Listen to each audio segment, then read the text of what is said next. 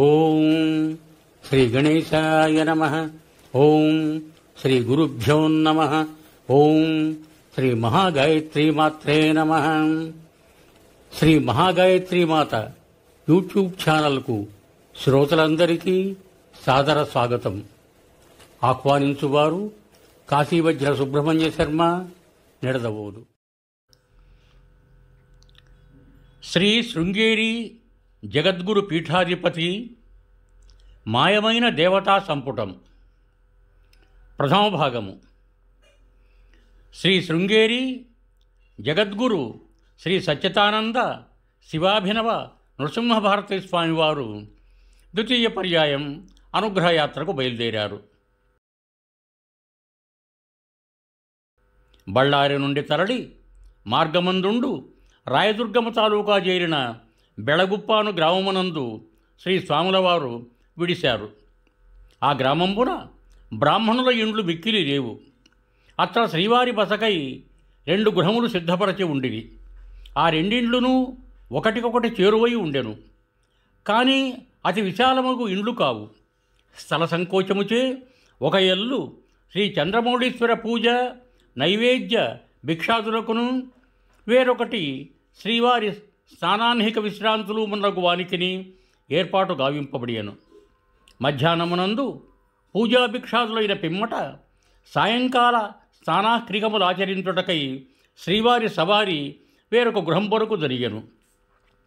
సంస్థాన పరంపరాగతమై వచ్చి ఉండు శ్రీ చంద్రమౌళీశ్వర లింగమునకు శ్రీవారు మధ్యాహ్నమునందు మాత్రం అభిషేకాది మహాపూజను చేసి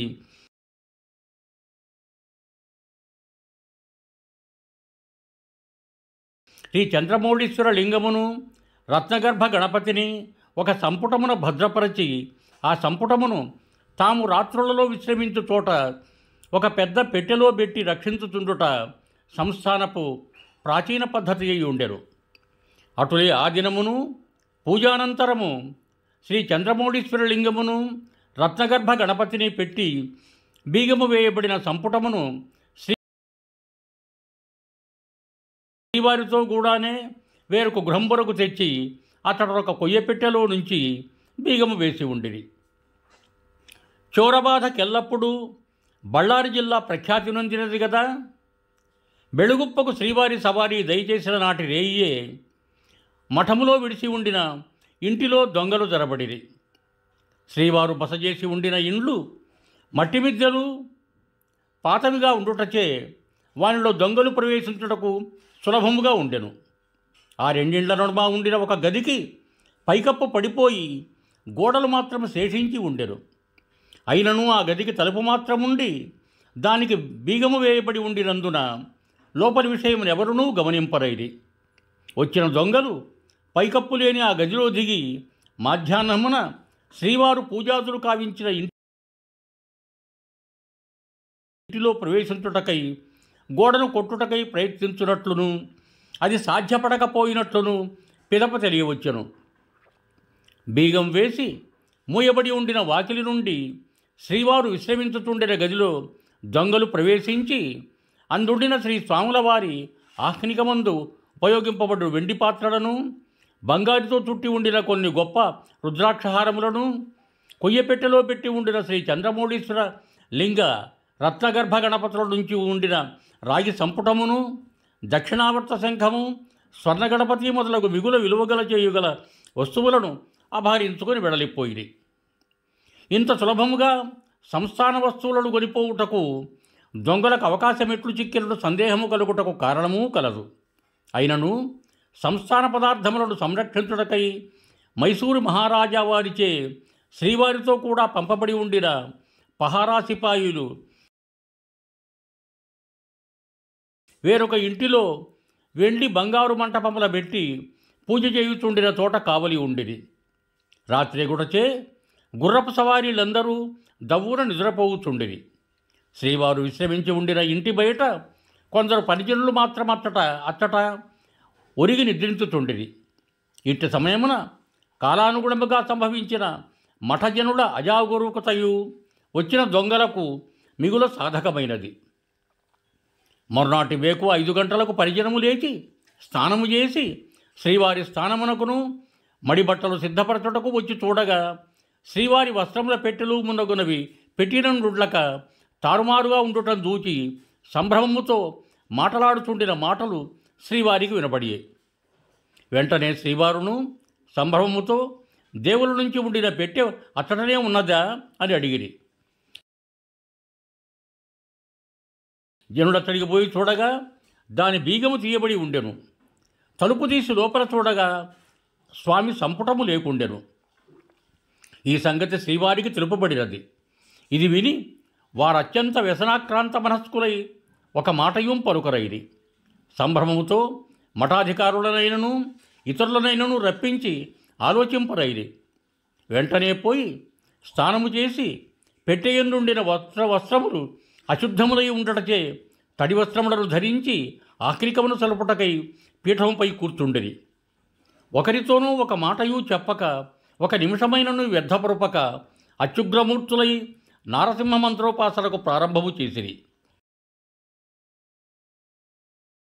ఇట్లు మఠమునందు దొంగతనము జరిగిన సంగతి తెలియగానే గుర్రపు సవారీలు నలుదెసలా పరువిడిరి.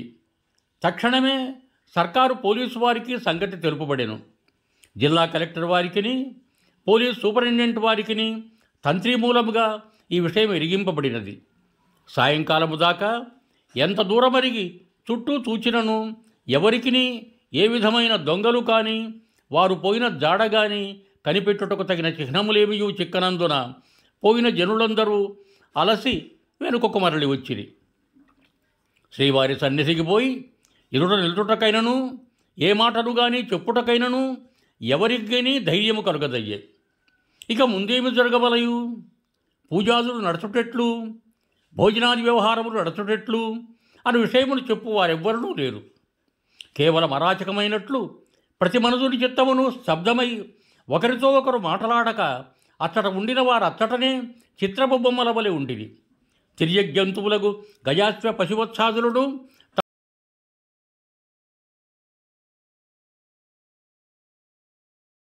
తమ ఆహారమును ఉజ్జగించి నిలవంబడి ఉండెను. మఠమునందులి బ్రాహ్మణులందరూ తమకు తెలిసి ఉండిన మంత్రములను జపించుతూ స్థిరచిత్తులై భగవత్ప్రార్థనము చేయుచుండెని. సాయంకాలము 6-7 గంటల వరకు ఎవరునూ ధైర్యమునవలంబించి నాటి కృత్యములు నడుపుటకు ప్రయత్నింపకుండిరి. పిమ్మట ఇతర దేవులకు పూజల నుంచి రాత్రి పాకము చేయించి అతడి జనులకు భోజనము గావింప అధికారులు ప్రయత్నించిరి. నాటి రేయి దాదాపుగా 1 గంట అప్పుడు ఇతర పరిజనుల ఆహారము శాస్త్రమునకై చేసిరి. నాడుదయము 6 గంటలకు ఉపాసనకై పీఠమునందు కూర్చున్న శ్రీవారు రాత్రి 10 గంటలకు పిమ్మట స్వయముగా లేచి మరలా స్నానము చేసి తీర్థప్రాశనము చేయకుండినందున అట్టులే విశ్రాంతి నొందిరి. ఆ సమయంబున శ్రీవారు తాముగా ఎవరినైనా పిలిచి అడిగిరేని అడిగిన దానికి మాత్రము వదులు చెప్పదగిన స్థితిలో ఉండినదే కానీ వేరొక్క మాటైనం పలుకుటకెవ్వరికీ ధైర్యంబు లేదు. ఆ మరునాడు దొంగతనము జరిగిన 3వ నాడు దీనిని విచారించుటకై సర్కారు వారిచే ప్రేషితులై రాయదుర్గము తాలూకా పోలీస్ ఇన్స్పెక్టర్ బెడగుప్పకు వచ్చిరి. వారు శ్రీవైష్ణవ బ్రాహ్మణులు. శ్రీవారి పూర్వాశ్రమ జనకులకు కుడిగల్ రామశాస్త్రుల వారి ముఖ్య శిష్యులుగా ఉండిన విజయ రాఘవాచార్యుల సంతతికి చెందినవారు. ఆ ఇన్స్పెక్టర్ ఇట్టి కృత్యములను కనిపెట్టుటయందు మిగుల సమర్థులను ప్రసిద్ధియు నమ్మకమును వారి ఎడల సర్కారు వారికిని జనులకును కలిగి ఉండెను. ఇన్స్పెక్టర్ గ్రామమునకు రాగానే శ్రీవారి దర్శనమునకు వచ్చిరి. శ్రీవారప్పుడు ఆశ్రికమున ఉండిరి. అప్పుడే శ్రీవారి సందర్శనము చేసి తమ వంశావళిని తెలిపి శ్రీవారికి తమ యొద్దకు విశ్వాసమదవునట్లు కావించుకొనిరి. పిదపతడు శ్రీవారితో ఈ విషయమును అతి సులభముగా కనిపెట్టి చంద్రమౌళీశ్వర స్వామిని తెచ్చి సమర్పించద.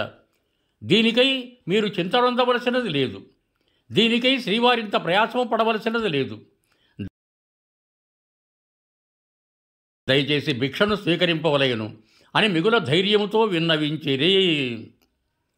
సశేషం శివం భూయాత్. సర్వే జనా సుఖినో భవంతు. ధన్యవాదములు. మీకు నా ఈ వీడియో నచ్చినట్టయితే దయచేసి ఒక లైక్ కొట్టి నా ఛానల్ను సబ్స్క్రైబ్ చేయ ప్రార్థన. మీ బంధుమిత్రులకు కూడా నా ఈ వీడియోలను షేర్ చేయండి. మరొక్క మారు ధన్యవాదములతో భవదీయుడు కాశీవజ్ర సుబ్రహ్మణ్య శర్మ, నిడదవోలు, తూర్పుగోదావరి జిల్లా.